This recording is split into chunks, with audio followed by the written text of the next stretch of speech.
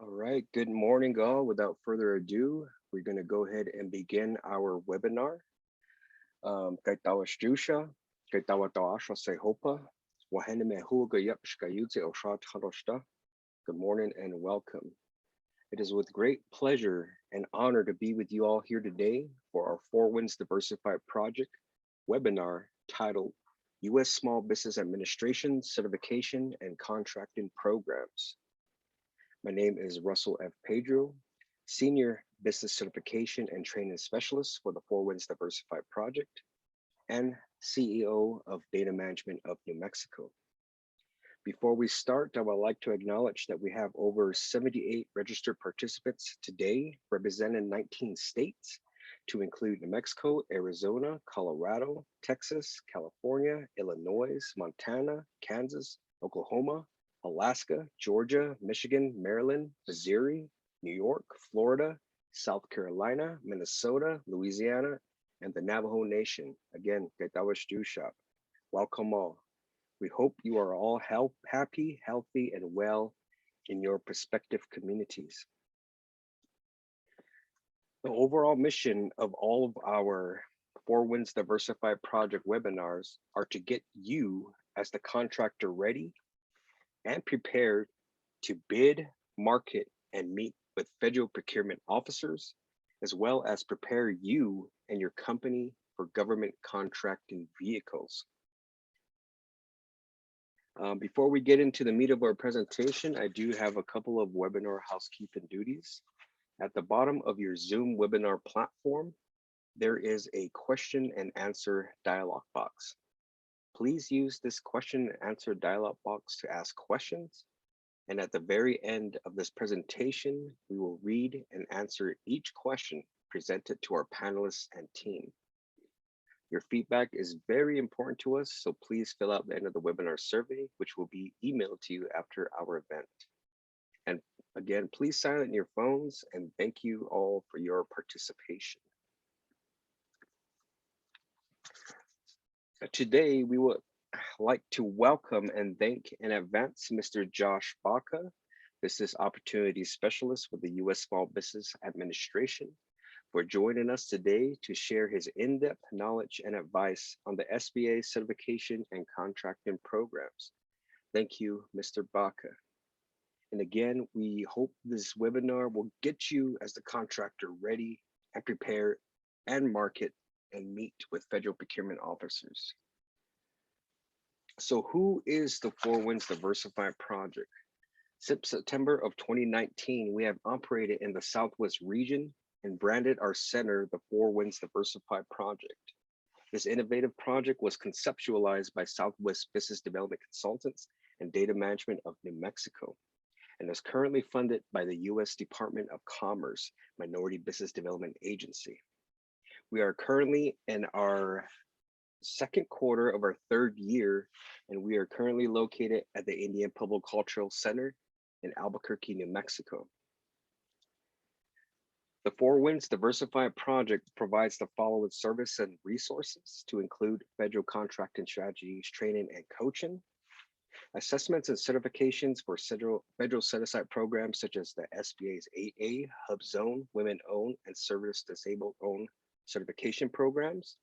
We are also here to provide small business training, one-on-one meetings, and consultant services. We are also here to provide access to opportunities and access to capital in the forms of lines of credit, small business loans, bonding, and of course, access to resources and referrals. The beautiful thing about this program is that there is no cost for our core services. The Minority Business Development Agency was established in 1969, and it is the only federal agency solely dedicated to the growth and global competitiveness of minority and Native American owned small businesses. New Mexico was one of the first MBDA business centers to open its doors nearly 52 years ago, and today there are over 44 business and specialty centers throughout the nation, including Puerto Rico. Our Four Winds Diversified Project is honored to be part of 13 American Indian, Alaskan Native, and Native Hawaiian programs, and as mentioned, part of a larger 44 nationwide MBDA Business Center, Specialty Centers, and Advanced Manufacturing Centers, whom some of them are present here today. So welcome, MBDA family. We currently serve over 160 clientele, of which 80% are Native American owned and operated. Our clients range from construction to IT, marketing and media, consultants, healthcare, real estate, energy, hospitality, entertainment, waste management, insurance, engineers, architects, web designers, software developers, project management firms, nonprofits, and tribes. We have clients nationwide from as far as New Mexico to Washington, D.C., to Florida and Georgia. Over the last 2 decades, our Four Winds Diversified project team has built a powerful network with over 80 resource and strategic partners in New Mexico, the Southwest, and nation. We currently are working with our strategic partners to enhance our procurement capabilities, to offer unlimited access to contract opportunities on the federal, state, local, and tribal levels, including by Indian set-asides. This initiative is to better assist our clients in identifying contract opportunity matches and to build the businesses to scale. Our Four Winds Diversified project team currently holds quarterly training webinar workshops to include the following. In the past, we hosted a statement of qualifications, how to develop a powerful capability statement, learning about our manufacturing centers, the manufacturing ascension programs, Construction in Indian Country Part 1, Prepared for a Virtual Matchmaker Part 2 and 1 and 2, and Access to Capital Part 1. We are gearing up for a one-on-one matchmaking event to be hosted at the end of summer. So please look out for that information and flyer. So team introductions. First and foremost is Mr. Michael Peacock, President of Southwest Business Development Consultants, and his current role is Project Operator and Senior Business Strategic Consultant for the Four Winds Diversified Project. Mr. Peacock is an enrolled tribal member of the Pueblo Laguna and possesses over 28 years of experience in providing comprehensive business, community, and economic development services. Mr. Peacock is unfortunately a little under the weather today, so he wishes all of you well. And we look forward to working with you all. Next, we have Miss Darla Jones, who is our program manager for our Four Winds Diversified project. Ms. Jones currently oversees our project and is also the point of contact for all of our business inquiries. At the end of this presentation, I will have Ms. Jones and Ms. Peacock's information, but Ms. Jones, the virtual floor is yours. Thank you, Russ, and thank you for putting together this webinar. Like you said, I'm Darla Jones, and I am the project manager for the Four Winds Diversified project, and I'm just really happy to be here. Thank you to our participants for chiming in today, and a big thank you to Mr. Josh Baca, a longtime supporter for small businesses here in New Mexico. We've got a full hour, so we anticipate your questions at the end, and everyone enjoy this webinar. Thanks, Russ. Thank you, Ms. Jones. And lastly, there you go. Nope. Okay, and lastly is my personal introduction. As mentioned, my name is Russell Pedro, Senior Business Certification and Training Specialist and President and CEO of Data Management of New Mexico. I've been very fortunate to work with both Native and minority-owned small businesses, nonprofits, Native youth, and tribal organizations over the last 17 years in New Mexico, the Southwest, and nation, through past affiliations with the MBDA Business Center Network, American Indian Chamber of Commerce, and the American Indian Alaska Native Tourism Association.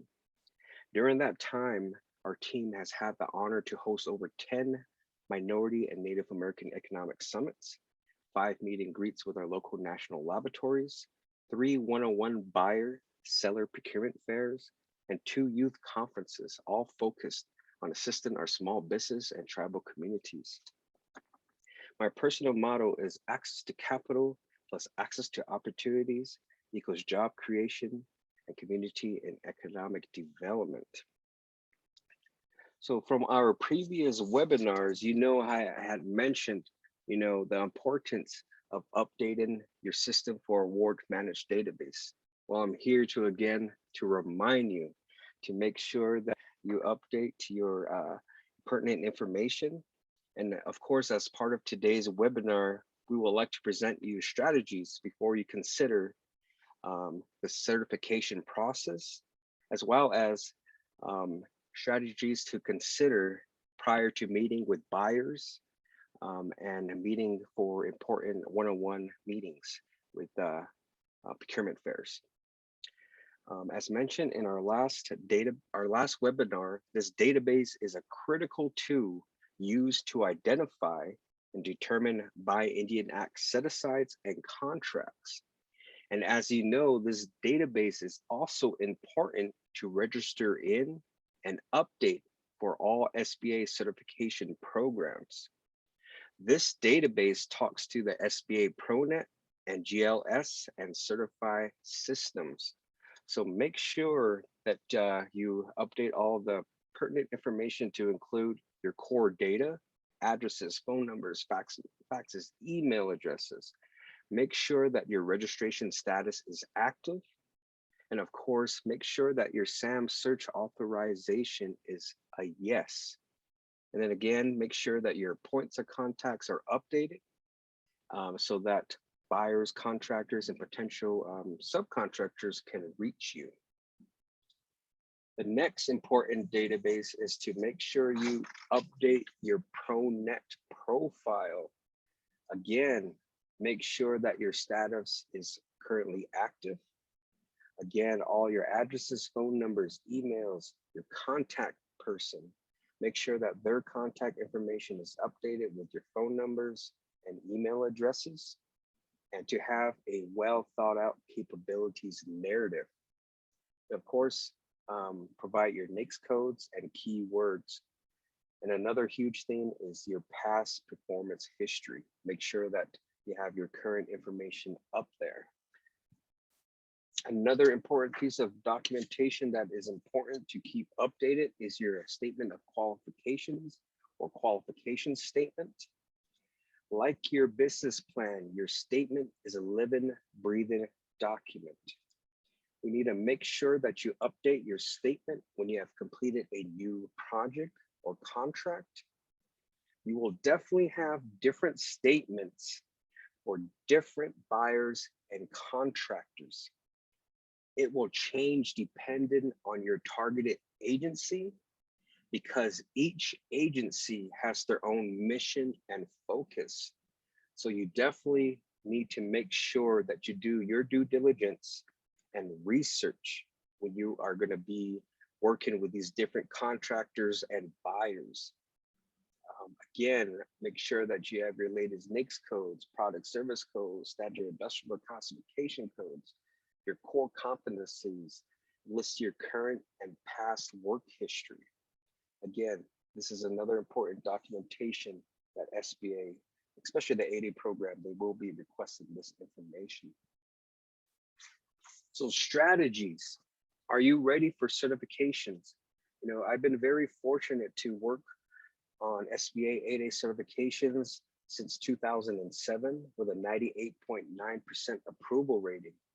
And, a lot of the times you have to ask yourself, am I ready as a small business owner for these types of certifications?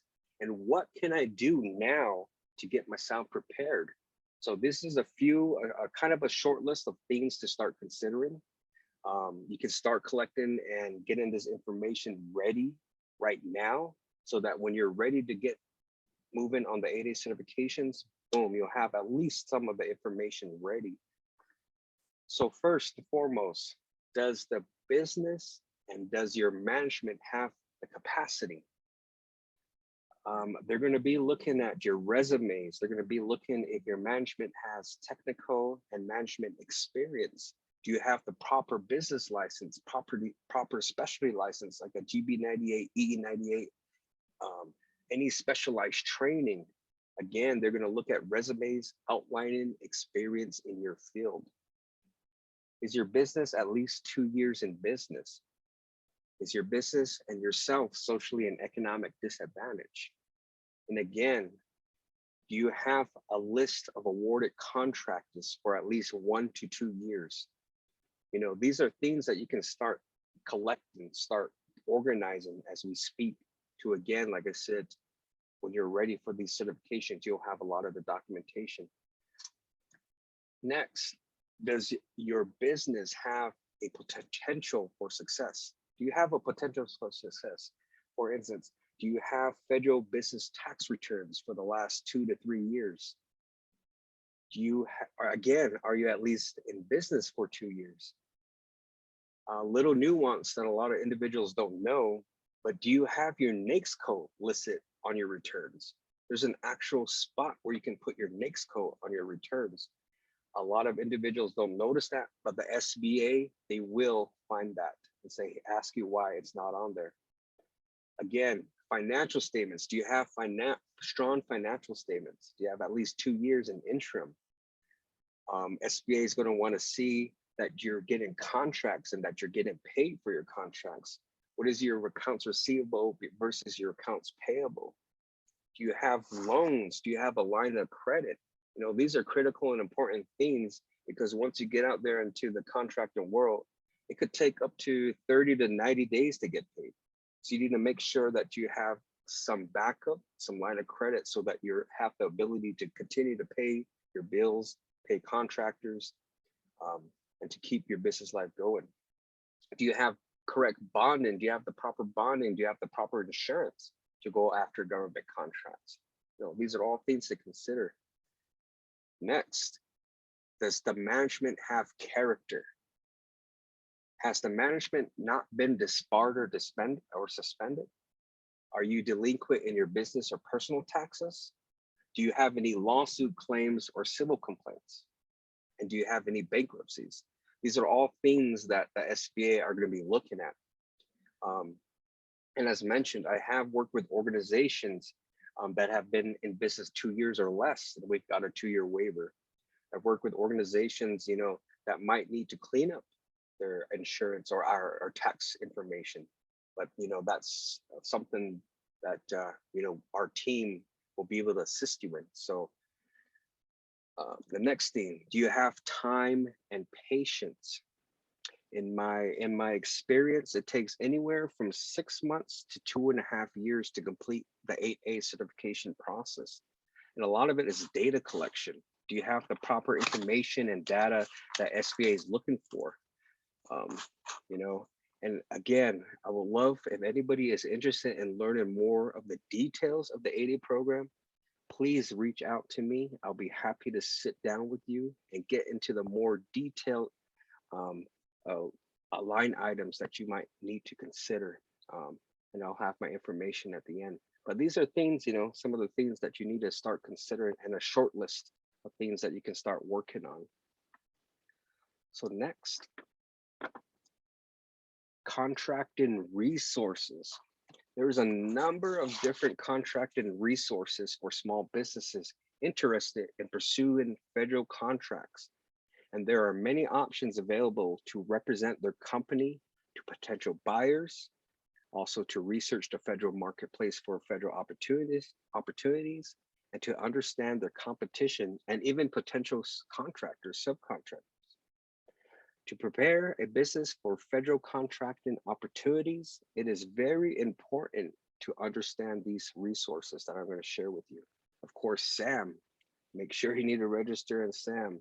You can do a lot of business research in the dynamic small business search engine. You know, their pro tip is small business can use this system to view information about the competitors, growth, customers, and market penetration. There's Federal Biz Ops. The pro tip is that you can use FBO to search past contract awards and get more data around market size, competition, and growth. 3 more systems and schedules and resources you can use is the GSA schedule. And as a matter of fact, we're going to be hosting a GSA webinar at the end of next month. So look out for that flyer, and to learn about all the scheduling and nuances that you need to get prepared for that schedule. There's also the Federal Procurement Data System, And the pro tip is that there is over 50 standard reports as well as specialized reports that allow the users to request information using customized field.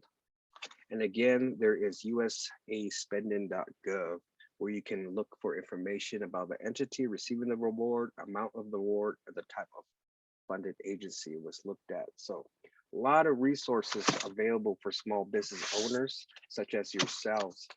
So make sure that you use these databases for your research. Next slide.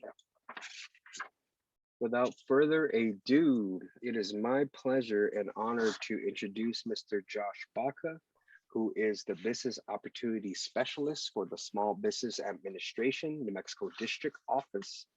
Mr. Baca joined the SBA in November of 2012. His primary responsibility with the SBA is to provide business development assistance and guidance for small businesses certified in the 8A Business Development Program. Mr. Baca also provides assistance to small businesses that participate in the SBA Small Business Government Contracting Program. Prior to being hired to the SBA, Mr. Baca worked as a Veterans Business Development Specialist for the New Mexico Department of Veterans Services, VBOC. Mr. Baca was enlisted in the U.S. Army Reserve and served in Iraq during Iraqi freedom. It is an honor, very honor, and a great pleasure to have worked with Mr. Baca and his team at SBA. So Mr. Baca, the virtual floor is yours. Thank you, Russ. Good morning, everybody. And thank you, Darla, Russ, and Michael, and the Four Winds Diversified Project for inviting us to speak today. And today we're going to just cover the basics about the SBA Small Business Government Contracting Programs and what some of the nuances are in terms of those programs and how they can benefit you and your company if you meet the qualifying criteria. Next slide, please. Okay, so the federal government is required to spend at least 23% of the contract dollars with or contract with small business concerns. And that's the equivalent of about $125 billion from year to year, more or less. And that's a significant amount for small businesses and opportunities that are set aside just for small businesses. Next slide, please. So of that 23%, it's further broken down into subcategories that were implemented to support the opportunities available for the various socioeconomic categories that your businesses may fall into. 5% is allocated for women-owned small businesses. 5% is allocated for small disadvantaged businesses, to include those businesses that are 8A certified or have obtained the 8A certification. And Hubzone certified business concerns have a 3% requirement. And then the service disabled veteran-owned small businesses also have a 3% requirement. And what this means is, of that 23%, a certain amount of the contract dollars must be limited for competition among these various socioeconomic categories. And the intent is to allow various businesses that fall into these socioeconomic categories to have opportunities when competing for federal government dollars. Next slide, please.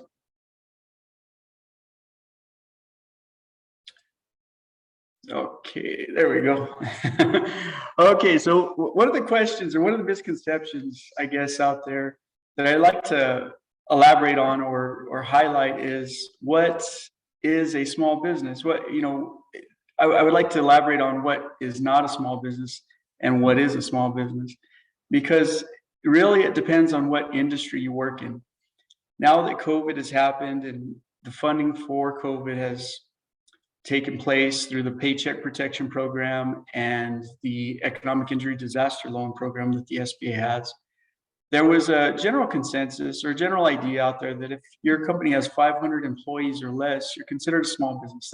It was more or less a generalization, but really it depends on what your business does in the industries that you perform work in.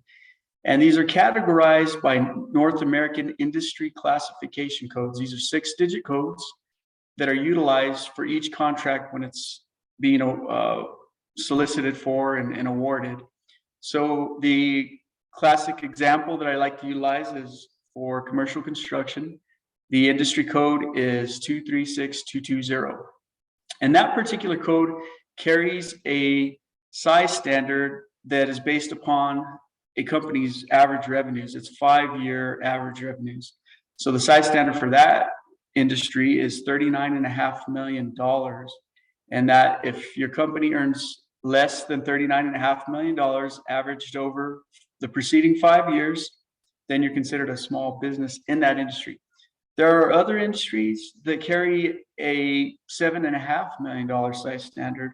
There are other industries that have an employee-based size standard. So as an example, again, with typically with manufacturing industry codes, they carry an employee-based size standard anywhere from 500 to 1,500 employees.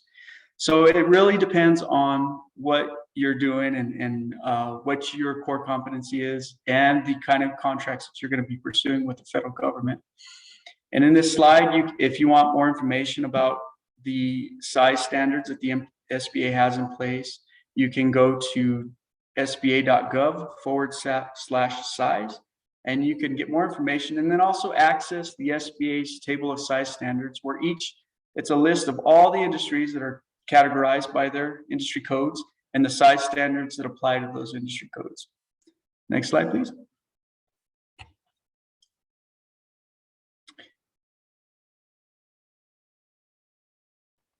Okay, so as I previously mentioned, one of the goals for the federal government is to contract with small disadvantaged business concerns.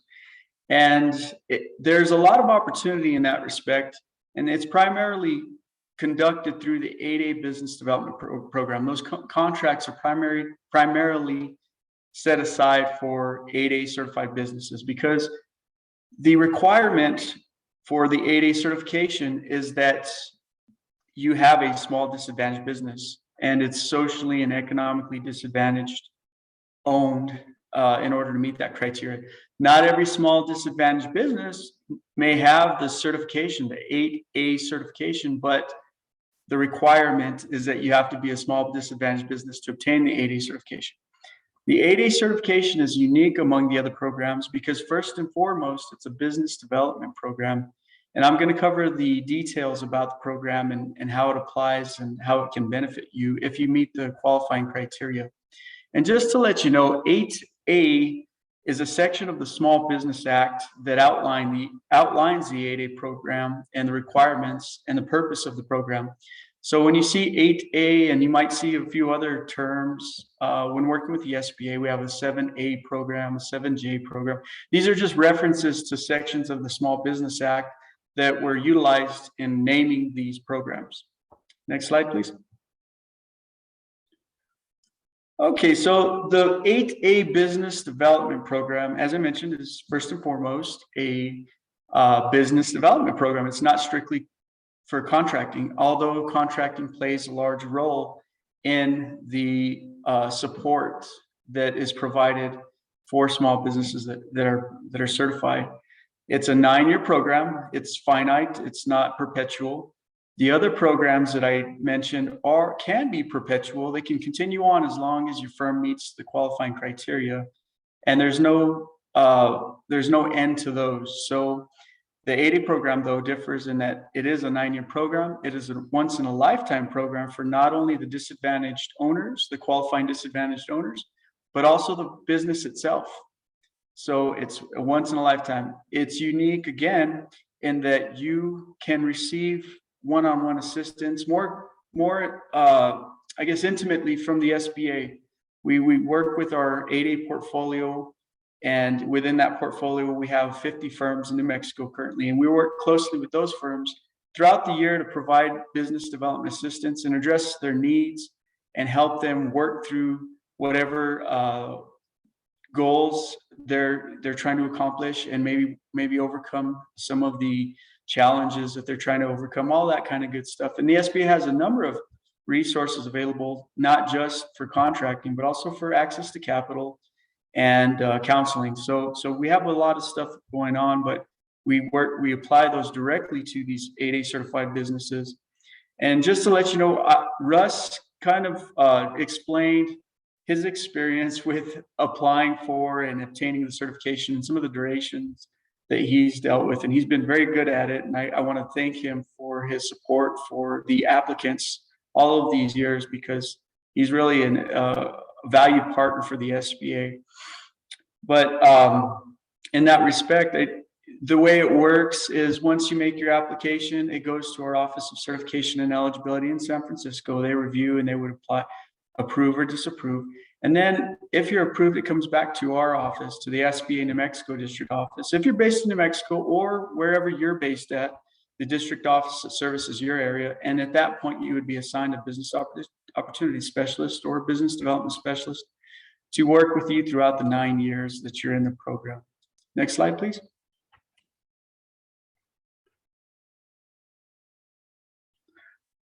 Okay, so just kind of to reiterate some of what Russ had mentioned previously, one of the things that you want to really hone in on and really take a look at is whether or not the 8A certification is appropriate for your business. Not every business may fully benefit from the 8A certification, and it may not benefit at certain times in, or I guess in the life cycle of your business at certain times, let's say that. So maybe it may be more appropriate to apply for 8A certification at one point in time versus another point in time. And these are things that you really want to weigh before you make your application, because as I mentioned, it is a once in a lifetime deal. And even if you weren't able to fully utilize it for the first few years, you don't really get that time back. So it's important to get all your ducks in order so that once you get into the program, you can hit the ground running. And throughout the 8A program, we can provide, like I said, the business development assistance that you're seeking. But so here are some of the things that we're really looking for when you're pursuing that certification, when you're making that application. As Russ mentioned, you have to be in business for 2 years. You have to really understand how to market yourself to the federal government. That's a very important one. And while the SBA has some mechanisms and some tools to assist you in that manner, it really depends a lot on your efforts to make those relationships, to establish your business and make it well known to your federal buyers so that you might have those opportunities in the future. I'm going to talk about your net worth and the social and economic disadvantage criteria in the next few slides. And then the potential for success is all of those things that I just mentioned, and that Russ mentioned. He mentioned your capacity, if you have certain licensing that's required, if you have, if you're just starting, do you have the adequate cash flow and all that kind of stuff. So a lot of stuff to think about, but again, that's why we're giving this presentation today, to give you some basic information so that you can start asking the questions, and then we can assist you in moving toward that certification if that is what you want to pursue. Next slide, please. So as I mentioned, the basic qualifying criteria to be considered a small disadvantaged business is that the owners have to be considered socially and economically disadvantaged. The social disadvantage criteria or requirement is typically that you are a member of one of the designated groups. And here is a short list of some of the designated groups, the more common ones that are applicable when making that certification request or approval. And that's not to say that if you don't fall into one of these designated groups, that you can't be considered socially disadvantaged. You can provide evidence, a preponderance of the evidence, proof that throughout your career you have faced adversity, discrimination, and it's led to the inability of you and or your business to move up, to have opportunities to, grow your wealth, all that kind of good stuff. So there is that opportunity if you don't fall into one of the designated groups. Next slide, please. Okay, so the economic disadvantage portion of that equation is that your personal net worth has to be less than $750,000. So it used to be $250,000, but the SBA has since raised that value. And what that means is that all of your assets, less your liabilities, so everything that you own, less everything that you owe against it, everything that you own minus everything that you owe against it, cannot exceed $750,000. Now, the SBA does take out of that equation the equity in your primary residence, in your home, the equity in your business, and your retirement accounts, the value of your retirement accounts that are subject to penalties should you draw upon them before the appropriate retirement age. So, and all those things are pulled out of that equation. So if that's less than $750,000, you meet that personal net worth requirement. Another requirement is that your 3-year average adjusted gross income cannot exceed $350,000, and that the fair market value of all your assets is $6 million or less. Next slide, please.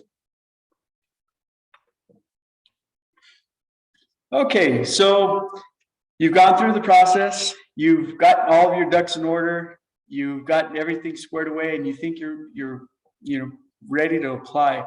Some other considerations, as I alluded to earlier, when should you apply? There might be a certain time that you want to apply so you can make full use of that 9 years to be considered for 8A set-aside contracts. You want to make sure that you're good to go. And here's some of the things that you can consider when making that application or before you do. Again, do you have the capacity? Is everything squared away? Do you have some experience on federal contracts? That's a really, really important. Past performance is one of the key components, because the federal government agency contracting personnel are binding the government, or they're entering into a contractual agreement on behalf of the federal government, and they are issued a warrant in order to do so. So they are very, very conservative in terms of how they award contracts and the companies that they award to. There are a lot of criteria that they consider whenever awarding with any contractor, large, small, and depending, it doesn't really depend on any of the socioeconomic categories. They really want to understand that you have the capacity, you have the experience, you have the know-how, and that you really understand how the federal government purchases and contracts for goods and services. It's a big deal, and it's a big animal. It is. It's a lot. There's a lot of regulation involved and everything. But again, that's where we can provide support to you and guidance. And just like anything, if you're trying to consume an elephant, how do you consume that? One bite at a time, right? So that's what we're here to do for you. Do you have sufficient cash flow? This is important because, as Russ said, you might take on a contract and you may not be paid for 30, 60, 90 days, hopefully no more than 30 days, but it could happen depending on the situation. So you want to be able to have enough cash to cover the costs for all of your expenses, labor, materials, whatever. You want to be able to make sure that you have good cash flow. And again, past performance. And this last bullet really means, are you open to doing business like the federal government does business? Really, if I boil it down and put it in a nutshell, that's what it means. The federal government is unique when it's doing business with, it's a unique experience when you're doing business with the federal government, I should say. The classic example that I like to give for maybe like a construction contract is maybe on the private side, or some of your other customers, you might be apt to do your best and do everything that you can in your power to encourage your customer to do more business with you. That might be doing, making some changes for them and not charging them for it, or doing something like that. Well, that's something that you don't want to do with a federal government contract. You don't ever want to do any kind of work outside of your contractual agreement unless you have an executed modification or written direction from the contracting officer. And the contracting officer is not always on the ground. There are other program managers and things like that that are on the ground directing the contractor how to do this or that. And they are not experienced as contracting officers typically. And they may say, have that misconception, say, hey, oh yeah, you know what? I need you to do this instead of that. And you as a contractor wanting to please your customer, you do it. But then when you go to bill for it, or maybe you did something that wasn't supposed to be done, you move a sidewalk and there was something underneath it that wasn't supposed to be covered up, or whatever the case may be. Now you're on the hook for that. And furthermore, the agency has to go through a process where if they have the money in their budget to do any kind of change like that, they have to go through the process and make sure that that can be allocated accordingly. You don't want to get into a position where you do something for the guy on the ground, and then the contracting officer comes back and says, hey, what did you do? Why did you do that? It's not in your contract. So just a bit of advice whenever you're pursuing contracts. But again, are you open to doing business that way? Because there are a number of businesses that could very well be very successful with the federal government, and they've done business a certain way for a number of years. And that's not to say, like I said, they could be very successful, but it is a whole different animal when compared to doing business on the private side. Next slide, please. Okay, so I'm not going to spend too much time talking about this stuff, but because Russ already included this in an earlier slide about registering and getting your DUNS number, or your unique identifier. Now, as it's called, identifying your industry codes, getting fully registered in SAM and the SBA's dynamic small business search. And then when you're ready to make your application, you would do that at certified.sba.gov. That's the portal where you would upload all your information, provide answers to the questions, and make your application. Next slide, please. Okay, so let's talk about the other certification programs and how they apply.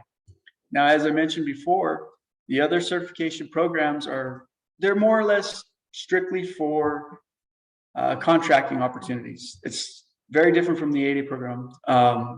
The similarities are that they're, have to do with contracting, but these various programs, again, were implemented to allow small business concerns that fall into those categories or can meet the requirements for certification to have more opportunities to bid against contracts or bid for contracts with other companies that have maintained the same certification. Next slide, please. The Hubzone program, well, let's talk about Hubzone first. What does that mean? Hubzone means historically underutilized business zone. And these are economically distressed areas, usually high unemployment, low wage growth, all those kind of things, right, are factored in when determining which, some of these areas are if they're not, whether or not they're economically distressed. And that information is derived primarily from the US Census data that's gathered every so often, and then they make those determinations. Now, this is not to be mixed up or confused with HUD, right? The Housing and Urban Development Agency, and we get that from time to time. I'm interested in the HUD program, and I know we have a Hubzone program, but we don't we don't provide the same services and support that that HUD does. So just a bit of information there.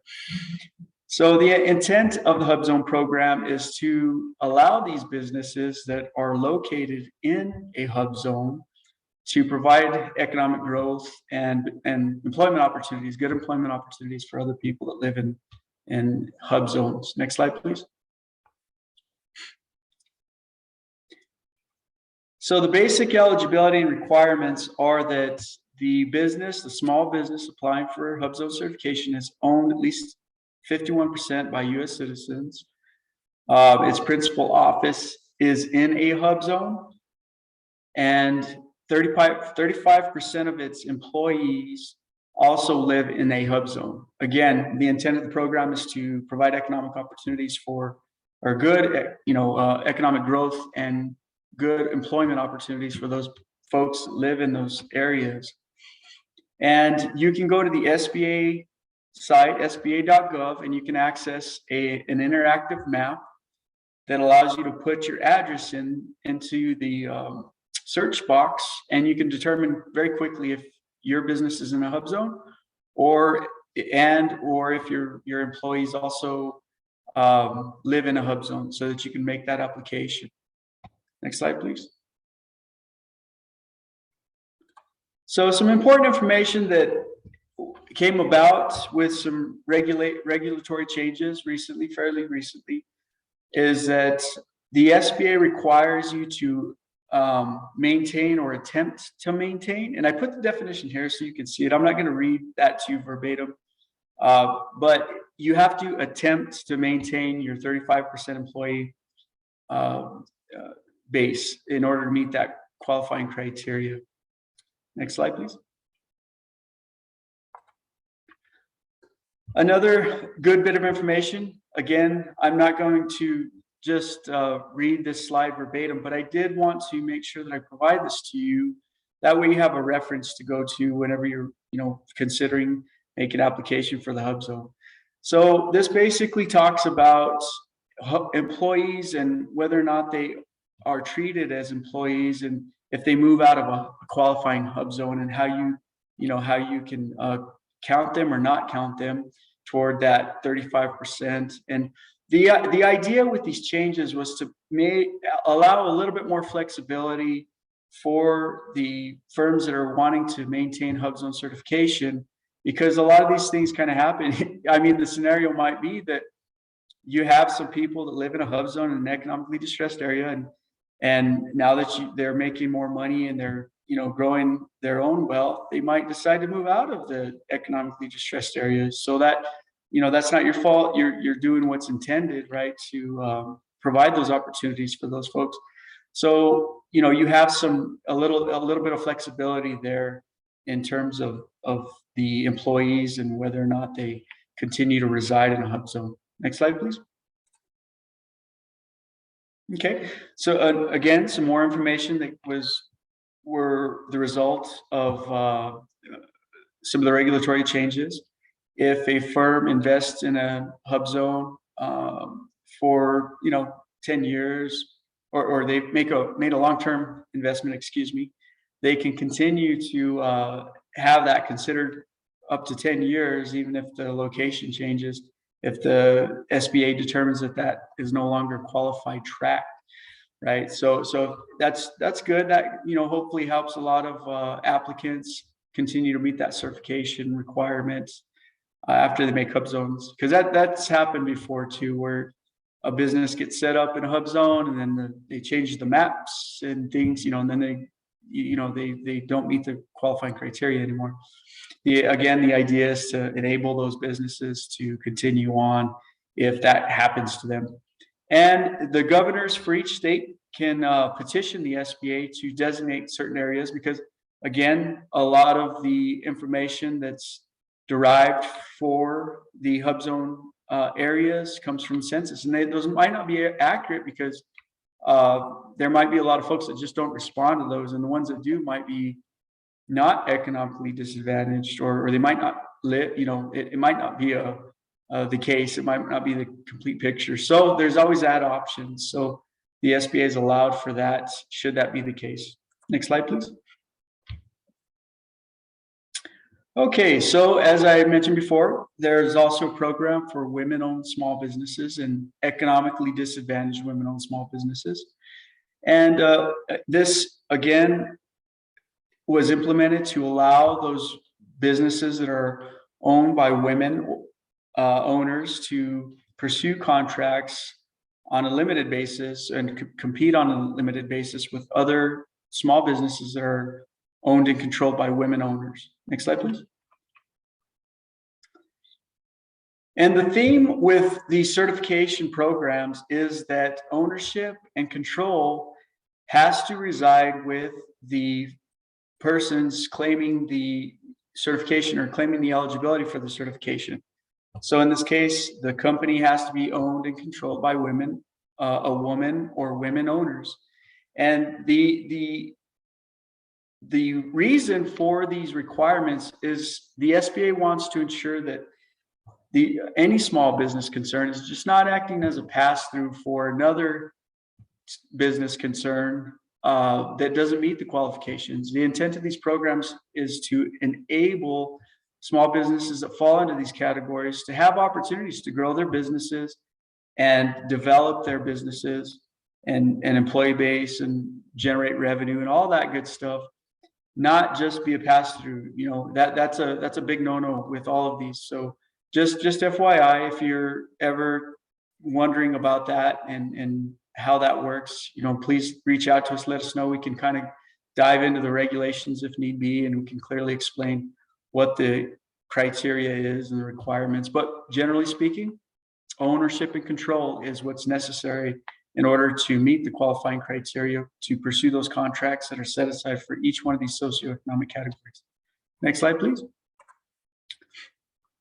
Now, applications for the women-owned small business certification and economically disadvantaged women-owned small business certification are made at beta.certified.sba.gov. So if you recall earlier, the 8A business development certification application is made at certify.sba.gov, but this one is a beta site. And the idea is eventually the various sites, and there's another one for the Hubzone program that I failed to mention earlier, and that's with the general login system. You'd have to go to our website and then access it there at sba.gov, and then you can access the general login system there. But the idea is that at some point in time, they're going to integrate all these into one site, which will be certified.sba.gov, and you can make your applications for all of the socioeconomic categories that you want to. But until then, they have these, you know, these different sites, and this is a beta site. So beta.certified.sba.gov is the site for women-owned small business and economically disadvantaged women-owned small business certification. And you also have the option to hire or pay a third-party certifier to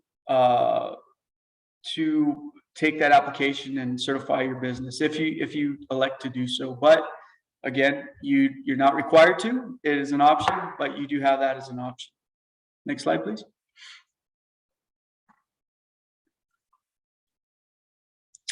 Okay, one nuance with the women-owned small business program is that set-asides can be made in industries and based on the industry code again, that are substantially underrepresented by women-owned small businesses. So construction is one of those. It's a classic example. So the SBA maintains a list of all the industries that are applicable and can be, you know, set aside. Contracts that carry any of the industry codes on this list can be set aside for women-owned small business and economically disadvantaged women-owned small business contracts. Now, you might be asking yourself, well, what is an economically disadvantaged women-owned small business? Well, of course, it's a women-owned small business that meets that economic disadvantage criteria that we talked about earlier. The net worth of $750,000 or less, and that the disadvantaged owners cannot have adjusted gross income or spent, you know, averaged over the last 3 years of $350,000 or more. And then the fair market assets of each owner cannot exceed $6 million. So it's just it's a further categorization, and it allows agencies, if they would like to, make set-asides for economically disadvantaged women-owned small businesses. So just another criteria. It's kind of like a subcategory of the women-owned small business program, if you want to think of it that way. Okay, next slide, please. Okay, so again, with the service-disabled veteran-owned small business program, ownership and control is the key criteria here. Next slide, please. And this program is also has its own unique attributes and nuances as well. The Service Disabled Veteran-Owned Small Business Program is a self-certification. So at sam.gov, you can self-certify if you are a service-disabled veteran-owned small business. And you are considered a service-disabled veteran-owned small business if the VA has provided or awarded a disability rating for the veteran owner of that business. If you want to think of it that way. So again, ownership and control have to be direct. Next slide, please. The other thing about the Service Disabled Veteran-Owned Small Business Program is that it carries that self-certification, and it also carries a formal certification. Now, the formal certification for SDV OSBs is that if you're going to do business with the VA or the Federal Aviation Administration, the VA, they require that you obtain a formal certification. And the process is similar to the 8A program and the Women-Owned program, the Hubzone program, in that you have to provide documentation and proof and all that good stuff in order to obtain the certification. It's not required if you're doing business with other agencies outside of the VA and the FAA. But if you do meet that criteria, I would highly recommend just going through that process and obtaining that formal certification. That way you're recognized immediately as a service-disabled veteran-owned small business. And if you're pursuing a service-disabled veteran-owned small business set-aside, you can present that to your government customers. Say, hey, I went through the VA's certification program and I've formally been recognized as a service-disabled veteran-owned small business. So I would encourage you to do that. And at some point in time, the SBA is going to assume responsibility for that certification, because right now it's with the VA, and it was set up that way, and it's at vetbiz.gov. If you want to go to vetbiz.gov, you can make that application. Next slide, please. Okay, so we have our certification programs. We got some basic information about those, and the general idea is that these programs were implemented to allow you to have limited competition with other like companies, so that you can increase your chances of winning a contract with the federal government. Because if you had to compete with large businesses, you wouldn't be able to, win any contracts, because they have a long history behind them. They might have, a lot more capacity than you do. All kinds of things that put you at a fair disadvantage. So again, these programs were implemented to help you out, to enable you to have those opportunities to compete for contracts should you fall into any one of those socioeconomic categories. And if you don't fall into any one of those socioeconomic categories and you're still a small business, don't worry, there's still opportunities for you as well. If you recall in that first slide, I mentioned that 23% of the federal dollars are allocated for small business, right? And it's further broken down into the subcategories, the socioeconomic categories.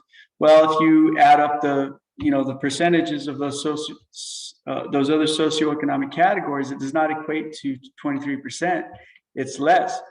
And the idea, like I said, is that small businesses in total get that 23% contracting opportunity. So the federal government can make a set aside for a service-disabled veteran-owned small businesses. They can make a set aside for 8A certified businesses. They can make a set aside for Hubzone certified businesses and women-owned small businesses. And then they can also make a set aside in another category. It's called total small business. And you might see those. And that means any small business or any business that's small, according to the size standard applied to that contract, can compete for that small business contract. So there's plenty of opportunity out there, even if you don't fall into any one of those categories. Now let's talk a little bit more about marketing and selling to the federal government. I think Russ did a great job of clearly explaining some of the nuances and eligibility criteria and some of the things you want to think about when pursuing contracts with the federal government. But I'll kind of reiterate some of that and just cover the main points again. Next slide, please. Okay, as Russ mentioned, statement of qualifications, or sometimes called capability statement, is necessary for marketing effectively to the federal government. It's a common practice. It's not anything that's absolutely required, but it's a common practice. And really in this one page or maybe 2-page statement front and back, you really want to highlight your qualifications. So it's kind of like a resume, right? When you're applying for a job, You really want to highlight your attributes, your skill set, your experience, what some of the unique things about your business, some of the certifications that it holds, some of the unique licensing that it holds. All those kind of things are important, especially to your government customer, because they're going to be looking at this, and if they don't know you, they've never met you, they don't work with you, they're really going to want to, like I said, be very, very conservative and risk adverse when looking at those kind of things. So very important. The other important thing is figure out who's buying what you're selling. The idea that I can sell to every agency of the federal government may not be true. And there are probably certain federal government agencies that are going to be doing more of the buying of what you're selling than versus other federal government agencies. So you really want to understand who's buying what you're selling. That way you can focus your time and efforts on marketing to them versus everybody, because you only have so much time to do that for yourself. So you really want to make the most of your marketing efforts. Again, when working with the federal government, it's very, very important to understand how the federal government procures what it procures. At sam.gov now, you can go and conduct a general search, maybe on an industry code or within a certain area, and kind of get an idea. You can see what they're asking for in the solicitation, and then in that solicitation, they might reference certain parts of the federal acquisition regulation. And again, we're here to support you in that respect, because it's very daunting. It's like learning a new language. But generally speaking, if you wanted to go and look at some of that, say, you came across a citation referenced by, or just referenced in the solicitation, and you're wondering what that means, or maybe some of the terminology in that reference, you can go to acquisition.gov. That's acquisition.gov. And you can access the federal acquisition regulation. And each agency has sub-regulations, depending on the agency. You might have to get into those as well. But if you go to FAR Part 2, that can provide the definitions and explanation about some of the terminology that's utilized. And there are different contracts that are let in different ways. So there are fixed type contracts and there are cost type contracts. So you can go to FAR Part 16 and look at that and kind of read about what they're asking for, and in solicitation, they might reference and say, oh, well, this is a cost type contract, time and materials or something like that. And you're like, okay, well, how does that work? Well, you can go to the FAR and look at that and it'll define that. And that's what the federal government's going to utilize to evaluate that criteria. And then, of course, FAR Part 19 talks about the small business programs and how those work and some of the processes that are in place when an agency is going to do business with a small business.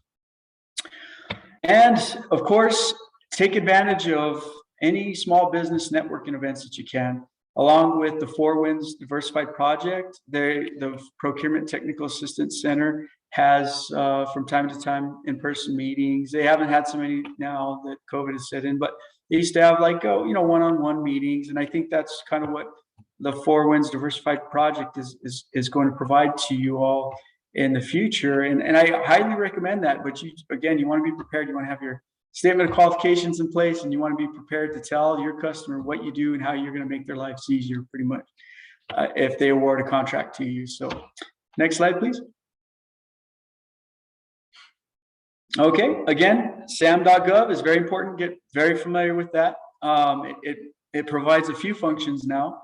Not only is it a registration portal for you to do business with the federal government, it also allows you to populate your SBA dynamic small business search profile, which is commonly used. It's a common practice, heavily used, I should say, by the federal government agency personnel when looking at small businesses, and also, conducting their market research, trying to look and see who's out there and whether or not you can do the business adequately for them.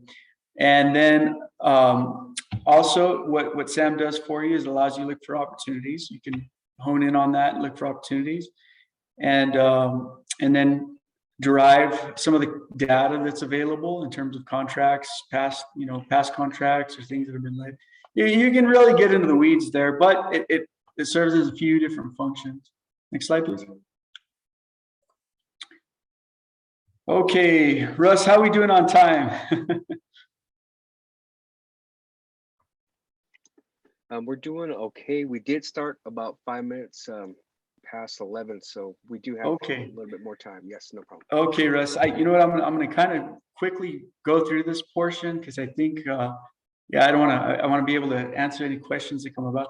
So the All Small Business Mentor Protege program is very important when considering doing business with federal government, because you might have asked yourself, how do I get past performance? And there's a few mechanisms. One, you can subcontract to a prime contractor who's already doing business with the federal government. You could look for smaller opportunities and slowly work your way up, or you can utilize the SBA's Small Business Mentor Protege program. Next slide, please.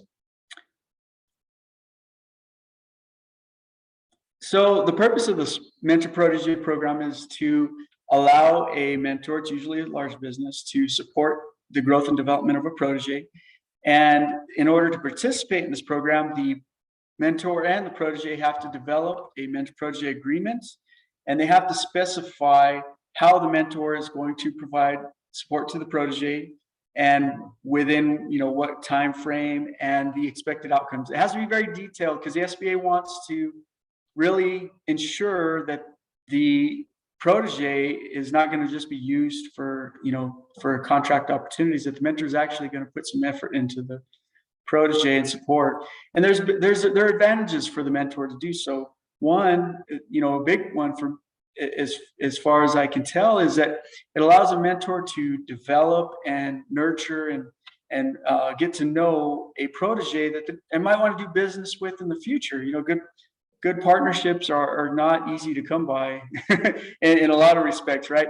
But in this case, it allows them to do that. It allows them to groom potential partners that might be a good fit for them. And it also allows them, of course, to pursue contracts together that they wouldn't otherwise be able to. Next slide, please. Now, let's see here. One more slide, please. Okay, there we go. So another advantage for entering into the mentor protege program with a large mentor, if that's the case, is that it excludes the parties from the affiliation rules. So typically, both parties might enter into a joint venture, and I want to be very, very clear about what that means. A joint venture is a new business in which the protege and the mentor have ownership in. So there are prime sub relationships, teaming arrangements, all those kind of things, but those aren't joint ventures per se. And I know that a lot of that terminology is kind of interchangeably used, but for the purposes of contracting with the federal government and through the SBA's programs, a joint venture is referred to as another business that both parties have ownership in. Now, outside of the mentor protege program, that joint venture would be considered a large business because of the affiliation with the large business, the common ownership. But that excludes the joint venture from those affiliation rules while formed underneath that mentor protege program. Now, that joint venture allows both parties to seek opportunities and enable the small business protege to get experience, develop its capabilities, its competencies, and then also develop its capacity, its cash flow, and all that good stuff. So it can be very, very advantageous. I would recommend ensuring that you're partnering with a trusted partner. If you can do something prior to entering into a joint venture together, that's always preferable because you want to really, really ensure that you're a good fit together, and that's one of the things it allows for. So just to make it clear, mentor protege agreements and partnership, if you want to call it that, is something separate from a joint venture. These are two different things. The joint venture is set up as a new company that would allow the parties to pursue small business contracts.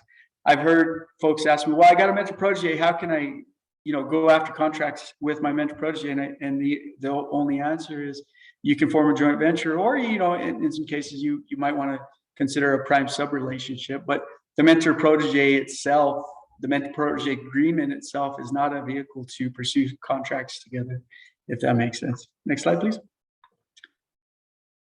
Okay, so again, certified.sba.gov is the primary portal to seek certification for the 8A Business Development Program, but also your mentor protege agreements. That's where you would make that application for SBA's approval of that.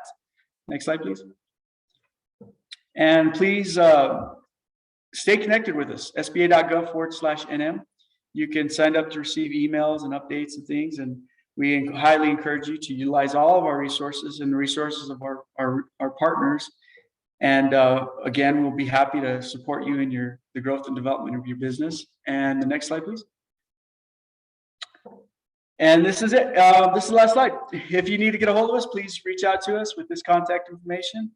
248-8225, area code 505, and New Mexico _DO@SBA.gov is our email address.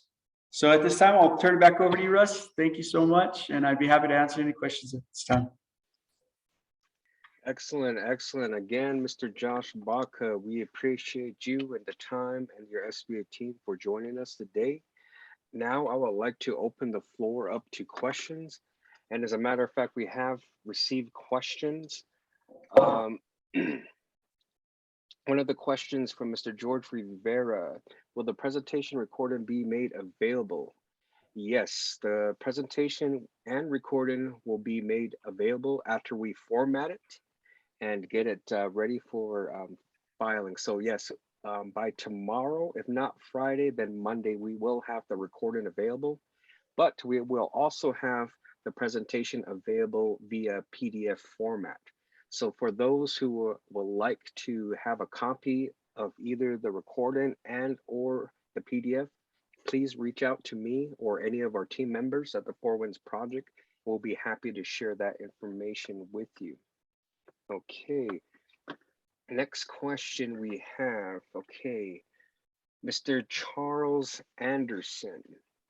As a small business owner, I was awarded both my targeted and supplemental grants. However, my bank sends the funds back. Since I've awaited almost 9 months for COVID advanced bank returns, all my information is updated into the SBA portal. My question is, when will they be reissuing the funds that were returned for the bank? I have a valid SAMS account. I am a sole proprietor, been in business since 2019. So do you happen to know Mr. Baca or pinpoint Mr. Anderson to an individual he can speak to if you don't have to answer? So Ms. Shelley Brown, one of our lender relations specialists, can assist you with that. My recommendation is to just shoot an email to that email address that I posted in the chat box. It's again, New Mexico _DO@SBA.gov. And she can certainly look into that as a lender relations specialist for the SBA. In my field, I don't have access to that information and I can't provide any additional information about those, the lending programs. So again, send an email and we'll pick it up and ensure that Shelley receives that and she'll get back to you as quickly as possible. Excellent. Thank you, Mr. Baca. The next question is from Chantel. Hello, I am hoping to receive the recording and slides. Yes, we will have the slides available. Again, if you could please reach out to us, email us. We will be happy to send that information over to you. Thank you, Chantel. Okay, we have another question.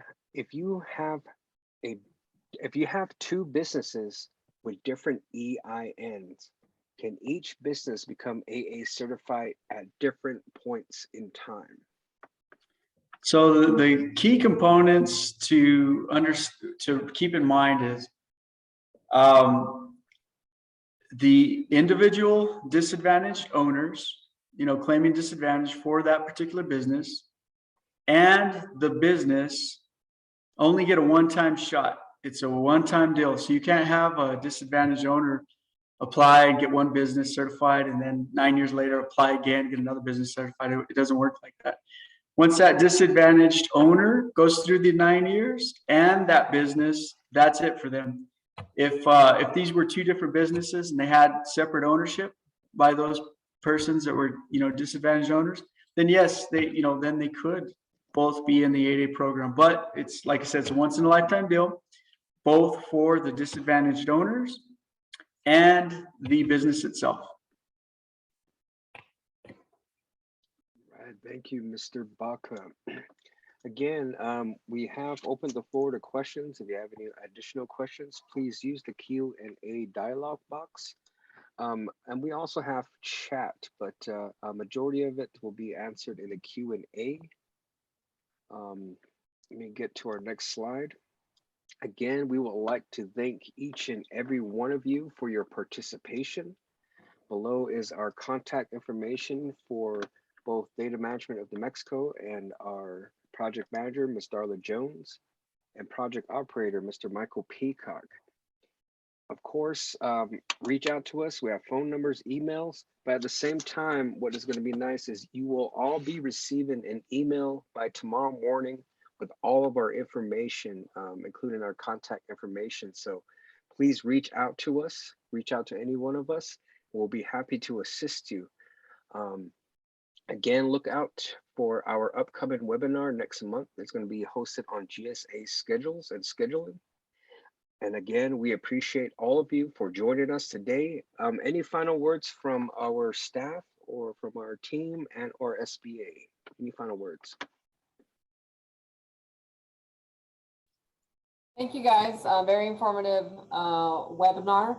And we'll definitely get this to you guys, as well as posting it up on our website. We'll be launching a new website here pretty soon where all our webinars will be accessible. So thanks, everyone, and have a good, enjoy the rest of your week. And thank you, Josh. You're very welcome, Darla. And I want to thank you and Michael and Russ for inviting me to participate today. And I look forward to our continued partnership in the next event. And thank you all for attending. And please know that we're here to help you out with the growth and development of your business through the various means that the SBA has in place. And we look forward to hearing from you. Thank you very much. Hope you all have a great day. Right on. Thank you all. I will conclude the end of this webinar. For additional questions, you can email them to us or reach out to us at our phone numbers. So again, have an excellent day. Stay safe and be well. Thank you very much.